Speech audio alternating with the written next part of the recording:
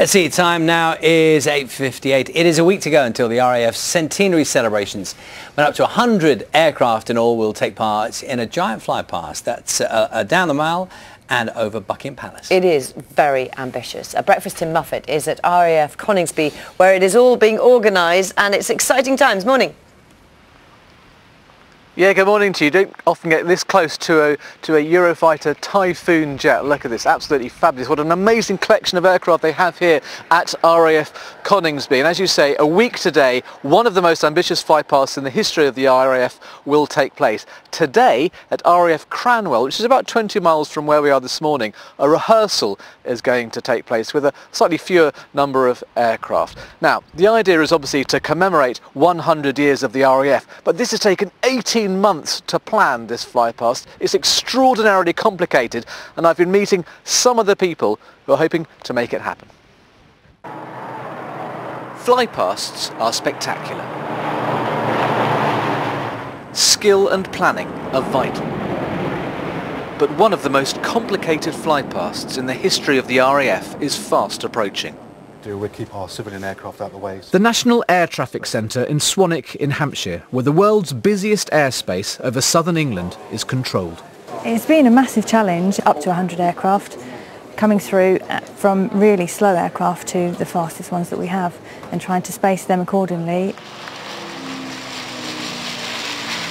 From the Lancaster bomber to the new Lightning jet, which will fly over London for the very first time. The variation need be enormous. It is the wash going into the North Sea. The aircraft will come into the wash here with the Typhoons holding in this area, with all other elements holding around here, and then the slower ones joining here to eventually come in to overfly Buckingham Palace at this point here. We've had to establish restricted airspace, which is a massive piece of airspace. I think it's the largest that's ever been established for anything within the UK. So this is a live shot of London at the moment, and the red zone will be blocked off airspace. That's correct, yeah. The main challenge is actually trying to work out how can we get this amount of aircraft through civilian airspace as safely and as efficiently as possible. The aircraft will be taking off from 14 different RAF stations and 3 civilian airfields, but they've all got to arrive at the right place, at the right time, in the right order. The view here is that it's the most complicated piece of air traffic control ever attempted. It's timed down to 5 seconds. If they're not at the exact point by the right time, then they split out from the flypast and the rest of it goes ahead without them in it. The weather's a massive one. If the weather's not right, then it can't go ahead. In the morning, Squadron Leader Cy Reid will fly the route in this helicopter and decide if the weather's good enough to proceed. It's based on our experience as aviators as well, but we're looking at the visibility and the cloud base to allow a formation of that size and the variations in speed that the different aircraft types have to operate safely over London.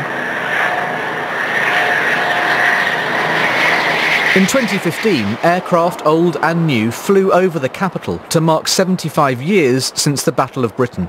This will be much, much bigger. It's a massive deal. This is celebrating 100 years of the first independent air arm. So for us it's an opportunity to mark what we've achieved in those 100 years and also show in a very sort of public way what the Royal Air Force looks like today. A once-in-a-lifetime flypast, as long as the weather is right. Oh, fingers crossed for the weather. A day like today would be perfect. Lovely blue skies. Let's have a quick chat to 2 gentlemen who will be involved in the flypast, Squadron Leader Andy Milliken and Corporal Chris Rooker. Andy, you're going to be flying this very Spitfire, aren't you? Yeah, absolutely. This is our Mark 5 Spitfire. It's a fantastic example of the aircraft. Now, this plane took part on D-Day, didn't it? Absolutely. It flew over 100 missions during World War II. It's a fantastic aeroplane. Really is superb. Beautiful to fly. And what are the main challenges then of taking part in this flypast, given the sheer number of aircraft who will be involved in it? It's the coordination, really, making sure all the aeroplanes get to the right place at the right time, because of course you've got slower aircraft at the front being run down by the faster aircraft at the back. So the planning behind this has been absolutely amazingly detailed. How does it feel to be involved in this 100th anniversary? Well, as you can imagine, it's a fantastic honour for us to be able to do this, to take part in the RAF's 100th year, and also to put up some of its oldest aircraft to commemorate its fantastic past. It's going to be quite exciting, isn't it? Chris, you're an engineer, aren't you? What challenges does this flypast pose for you? So for us, it's we're not just operating one type of aircraft. We've got Hurricane, Spitfire, Dakota and Lancaster, So for us, it's keeping different types of aircraft serviceable in time for the Flypast and then on to REAP. And also, you're going to be taking off from Cambridge, I believe, aren't you? Because there are so many planes needing to take off, you can't kind of operate as you would normally do. No, yeah, so we're going to be leaving Coningsby, heading to Cambridge, and we'll be operating out of Cambridge and then, like I say, on to REAP. So yeah, it's quite a challenge for us, especially to take on spares and extras for, the forthcoming week. Yeah, and Andy, if I could ask you again, do you think that the impact, if you like, of seeing these aircraft flying overhead, there have been flypasts before, many years ago, with more aircraft taking place, but this is so complicated, isn't it? Because Heathrow and City Airport are both going to be closed to landings and departures for 20 minutes. That hasn't happened before. No, it hasn't. Of course, we haven't done anything like this in people's living memory. It's going to be an amazing spares aircraft, but you're absolutely right. The coordination that's gone in behind this and the airspace that we need is vast, so it has been an amazing planning effort. And today, rehearsals at RAF Cranwell, about 20 miles from here. I mean, can you really rehearse something like this? Obviously, you need to get a rough sense of the order and planes, but I mean, it's all down to the day, isn't it, itself? No, it's really important. We go and action the plan, any lessons identified that we bring in, such that when we do it on the day, it's absolutely spot on. So doing this is really going to iron out any minor problems we may have.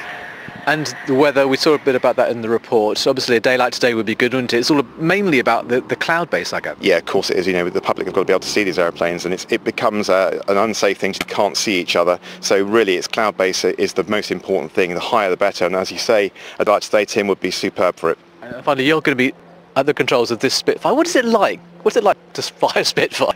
It is the ultimate dream. It is, as far as I'm concerned, the most wonderful aeroplane ever made. So I'm just incredibly privileged to be able to fly it on the RAF's 100th anniversary. Oh, fantastic. Well, best of luck. Thanks ever so much indeed, Andy. Thanks ever so much indeed, Chris. And fingers crossed for the weather. It's going to be such a spectacle, isn't it? Next, a week today, on Tuesday, and the Mall. As I said, a huge amount of planning. 18 months this has taken. And yeah, fingers crossed that the weather will be good, and I'm sure the crowds will be vast, looking up and enjoying a wonderful spectacle. Do you know what? And it's been lovely, Tim, to see those aircraft sort of up close and personal as well. Thank you very much indeed. Absolutely. Beautiful day for it today. Look at that. It is. I mean, it's worth dwelling on for a moment, isn't it? The history of those aircraft in in those beautiful blue skies as well. Thanks, Tim.